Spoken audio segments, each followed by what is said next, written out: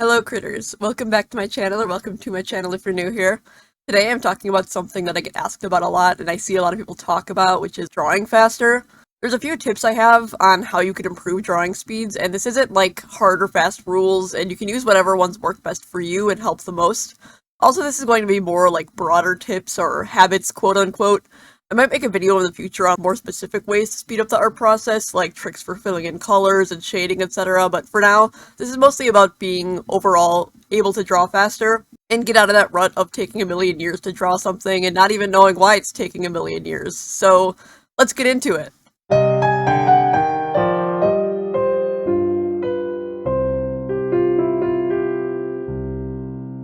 So there's a few tips I have, and I guess maybe not even calling them tips might be the case. Again, more like habits. I think these are a few things that you can add into your repertoire in order to draw faster. Again, I might make a video in the future of more solid tips on filling in flat colors, etc., but this is more a few habits to keep in mind and practice to overall be more efficient.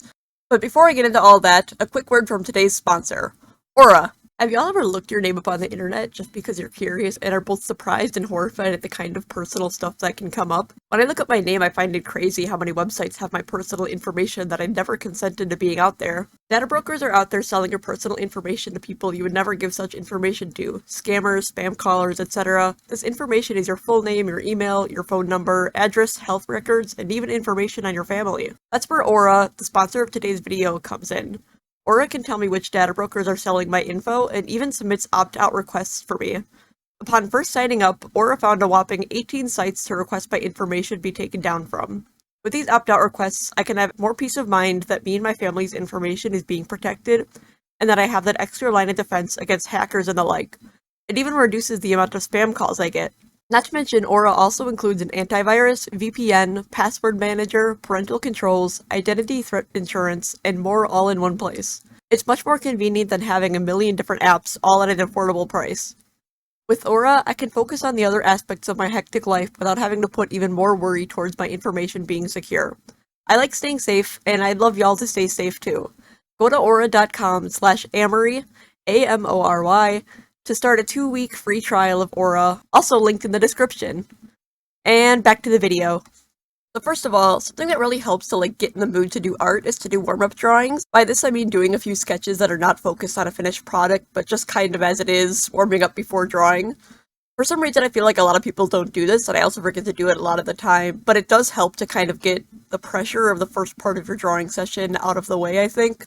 It doesn't need to be anything big, and make sure not to spend too much time in any warm-up drawing, unless it's looking like fire and you want to turn it into a full drawing afterwards. But if you just spend 10 to 15 minutes on a few loose sketches, it'll get some of the nerves out, as well as it might even get some ideas flowing for you if you haven't decided on a pose yet, or want to experiment with some different mini compositions without the pressure of wanting to make a full drawing. This is a habit you can get into no matter what you're drawing. If you're working on a big piece that you've just been looking at way too long, it can help to keep you from getting stuck on staring at it even more when you open that big document fresh out of not drawing for a day and it feels like a gargantuan task. Or, as mentioned prior, warm-up drawings can be a good way to get ideas flowing, which is something that I know slows me down a lot when I'm drawing. Sometimes I just don't know the exact thing I want to draw, and sometimes a few loose sketches can motivate me to expand on one of them, or even just to think about the composition in the back of my head and have a warmed-up brain. Ew. For when it's actually time to draw.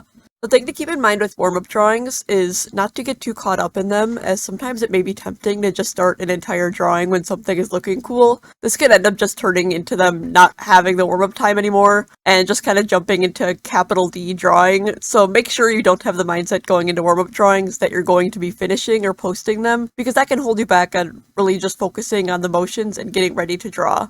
And you can always end up posting them if you want to, but I mean, just don't feel the pressure. And if you don't know what to do for warm-up drawings, I would recommend doing gesture drawings, which is a thing that those people in art school do, I guess, but basically taking only a minute per sketch and focusing on the movement of different poses, usually using references. There are a few websites out there that have a million stock photos and timers for this very purpose, so if you want, you can check those out, and I swear they really rewire your brain a little bit when you do 10 of them in 10 minutes before a drawing session. But yeah, that's about it on warm-up drawing, so moving on to the second habit. Oh no, references! Absolutely quick disclaimer, I have a really bad habit of not using references, but that's mostly just because for me it takes me forever to find a good one. But that's don't be like me. I mean, you can, but it's using references is good, so I'm gonna get into that. So basically something that can help with drawing faster is using references because then you have something you can always go back to and focus on when you get stuck. And so you're not spending a million years trying to get one thing to look right. And of course this isn't foolproof because it's still hard, of course, to like get things to look right, but you know,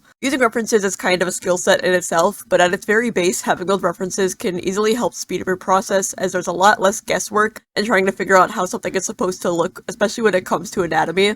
Not to mention the act of searching for references can get your creative juices flowing a lot when it comes to getting together that picture in your head of what you really want to draw, so that you're not taking up extra time trying to figure that out as well. Finding references can be done in a few ways too. You can look for stock photos, image boards, etc. Some people also use 3D models that you can like move into poses, but I found sometimes it's hard to make natural looking poses with those without using like presets, which I mean you can also use the presets, I think that helps a lot. And sometimes it takes a little longer to mess around with the 3D models than it would be to just find like a reference, but I mean I think they're good for kind of if you have a specific idea in mind, you know. And that's about it on references. I know it was a short section, but yeah, just use references and they'll help you because you can always look back to them if you get stuck and kind of just continue working. It's kind of just like something to have there, you know? Next habit. Okay, ready for all the groans again, but a third habit to do art quicker is to practice. I know, but practicing helps in all areas, of course, and can also help to draw more quickly by finding ways that work for you, and just getting more of that grasp on how to do art will help you to draw more efficiently as you can go by the steps that you find work best for you. It's really just the more that you draw, the easier it'll get, of course, and maybe easy isn't the right word because I feel like art is never easy, but you know what I mean.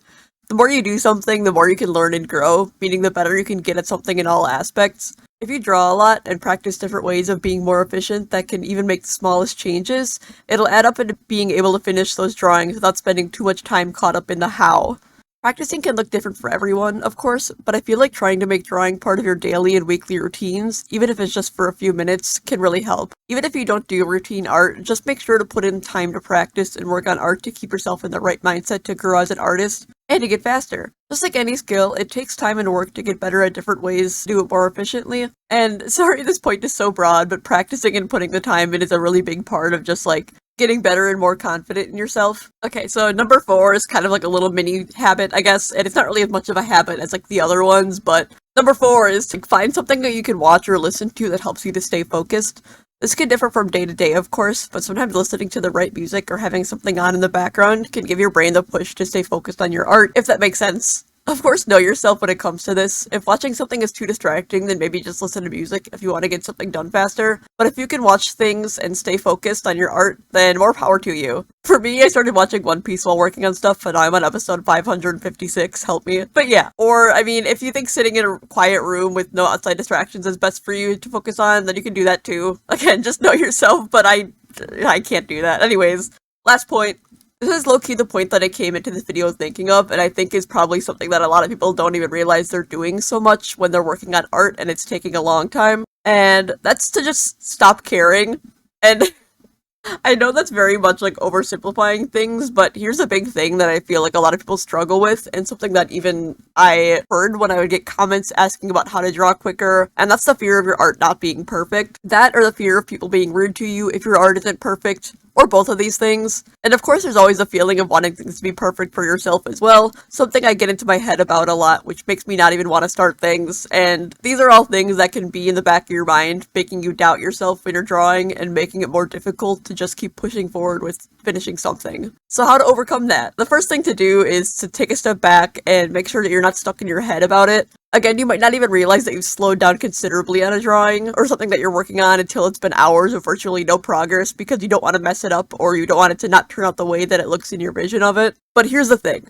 Something that I'm confident is true is that no artist is able to directly translate exactly what is in their head to the page. Our imagination can create the most perfect idealized vision of something that you want to draw, but even if we don't realize it, it can keep changing, shifting, and maybe just even be out of our skill range. And therefore we don't want to finish things that we want to look good, or if something is looking good, we don't want to mess it up. But that's just it. If you get too caught up in it turning out perfect, you're just never going to finish it, or it will take much longer to be able to finish it, and still probably won't look like how you envisioned it. So take a moment to take a step back and bring down your expectations of yourself. Of course, this doesn't mean to not do your best, but recognize when you're getting too in your head about perfection, because chances are it's still going to turn out awesome when you finish it. The middle of the drawing process is always difficult, when you're past the initial being excited about something, and you're in the weeds of line art and it's not looking like how you want it, but just trust the process, you know? That's the thing too. When you get caught up in your art wanting it to be perfect, you can really lose the joy you have in making art. And I know that sounds sappy, but it really does affect the way that you're able to draw and feel motivated to continue drawing. If you stop having fun and finding joy in wanting to make art, it becomes a chore and taking a million years just to finish one dang drawing. It's going to be difficult to motivate yourself to draw, let alone get anything done at a more efficient pace. Finding that motivation and excitement to finish a piece, to win over trepidation, will help you finish art faster, and that's at the core of realizing and confronting that your art might not turn out the way you wanted it to, or it might. And on the subject of being afraid of backlash from rude people if your art isn't perfect, this is completely understandable, especially with how horrific social media has become when it comes to people just being rude to each other for literally no reason, especially when it comes to art. But listen, they don't matter. Those people who want to leave rude comments on your art that you put your time and passion into are just people with nothing better to do than to spread negativity, and that's a huge L for them. They're just cringe for that, and I know it's really hard to just not listen to rude comments, but I need you to know that they're contributing nothing positive to the art community, and therefore we don't claim them. So tell yourself that you're posting for yourself and for the people who love you, because that's what really matters. And of course you can always take a step back from social media if it's really making you nervous, and even just show your friends your art. But yeah, there's a big mental hurdle when it comes to getting too caught up in your art that you start overthinking and slow down a ton. With this, you could always even go back and make some warm-up drawings or look through references for extra inspiration or to build that flow again. And of course, not everything has to be perfect. As long as you're happy with it, or you were happy making it, that's what matters. And of course, side note, I know the whole struggle of starting things and finishing things is a big ADHD thing because mood, but like, it's okay, just be patient with yourself and find your own ways to circumvent the struggles, you know? Anyways, that's about it on the habits, but I want to, of course, talk really quickly about, like, don't burn yourself out, please. Drawing a lot very fast and forcing yourself to can make it harder for you in the long run if you burn yourself out, because that will just make you not want to draw at all. If you really feel yourself struggling to get further on a piece, you can always take a step away and take a break on it, do something else for a bit, etc. It's not good to push yourself too hard, of course, even though I was just saying how you gotta push yourself sometimes, you know. Just know your own limits and be honest with yourself on if you're drawing in a healthy manner or not, because sometimes we can really lose sight of why we're drawing in the first place, because it's what we love. And drawing fast isn't everything, of course. You can always take time on something, and there's no shame in taking longer to finish something. It doesn't make you a better artist to be able to draw things super fast, and I know there's like, when you see posts like, oh, I doodled this in 5 minutes, and it's like something amazing, and it's like, oh my god, why can't I do that? It doesn't make you a better artist to be able to draw things fast, it's just that you learned how to draw more efficiently, I guess. And, you know, so just don't get too in your head about that. But anyways, these are overall just a few habits to help with building the confidence that you need to draw more efficiently. So be kind to yourself, dang it. And believe in yourself, because I believe in you. But that's about it for the video. Let me know what you think. Make sure to like, subscribe, etc. Or if you have any video suggestions, let me know, because I never know what the heck to talk about. So, until next time, critters. So, bye.